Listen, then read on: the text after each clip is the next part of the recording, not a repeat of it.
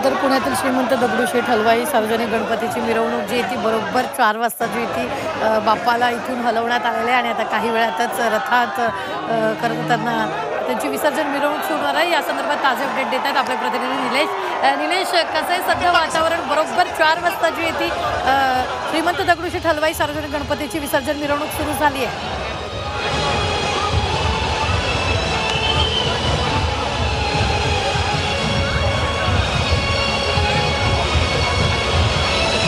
नक्कीच खरं तर गेल्या मागच्या वर्षापासून श्रीमंत दगडूशेठ गणपती जो आहे तो खरं तर लवकरच निघतो। त्यांनी जी वेळ नेमलेली आहे ती 4 वाजताची नेमलेली आहे आणि त्यानुसार यंदाही गणपती जो आहे तो लवकर निघालेला आहे। तुम्ही या ठिकाणी पाहू शकता गणपती बाप्पा जो आहे तो आता रथामध्ये विराजमान झालेला आहे आणि जो रथ आहे तो ओढण्यासाठी 5 बैलगाड्या आहेत त्या या ठिकाणी जोडण्यात आलेल्या आहेत। खरं तर त्यांना मान तसा देण्यात येतो आणि या ठिकाणी पाहताय तुम्ही की दगडूशेठ गणपती जो आहे तो विसर्जनासाठी पूर्णपणे सज्ज झालेला आहे आणि आता तो रथामध्ये विराजमान झालेला आपल्याला पाहायला मिळतोय। नाही काही क्षणातच आता ही बाप्पाची विसर्जन मिरवणूक आहे ती आता या ठिकाणी रवाना होणार आहे।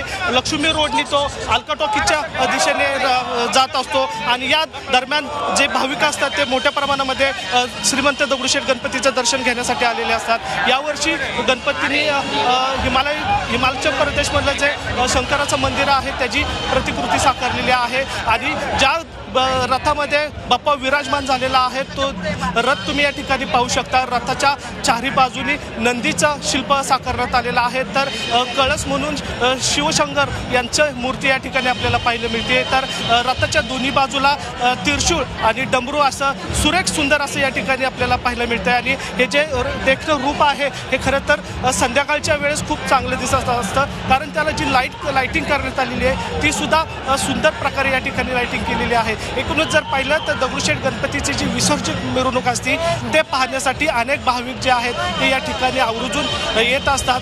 खरं तर पुण्यातल्या 5 गणपतीचं विसर्जन झाल्यानंतर दगडूशेठचं जे विसर्जन असतं हे पाहणं महत्त्वाचं असतं आणि त्या अनुषंगाने आता दगडूशेठ गणपतीचं जे विसर्जन मिरवणूक आहे ती या ठिकाणी आता सुरू झालेली आपल्याला पाहायला मिळते। निलेश, आपण जर पाहिलं तर मोठ्या प्रमाणात भाविकांची गर्दी जी ती आहे आणि आता सध्या तुम्ही सांगितल्याप्रमाणे की रथात जी ती विसर्जन मिरवणूक सुरू झालेली आहे तिथं तुमच्यासोबत अनेक भाविक आहे त्यांच्याशी तुम्ही बातचीत कराल का? त्यांची नेमकी काय भावना आहे?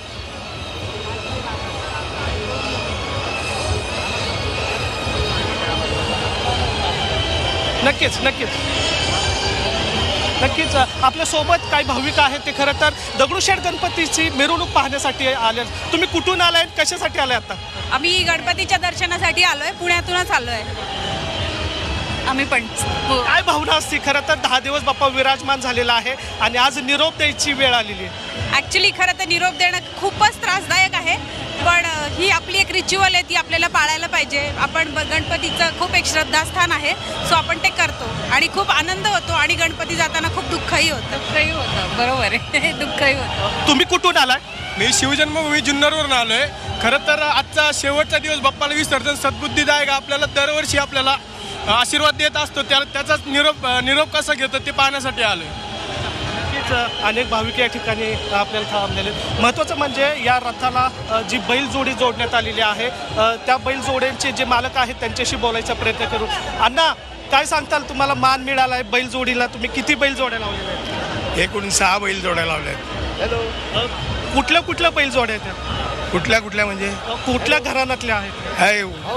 आगवणे आहेत, मारणे आहेत, खाटपेत, नंतर आपले कोरडे आहेत।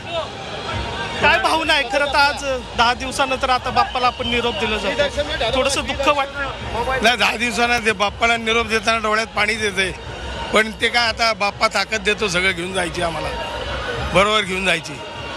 खरं तर या ठिकाणी तुम्ही पाहताय की बैलजोड्या सुद्धा सज्ज झालेल्या आहेत।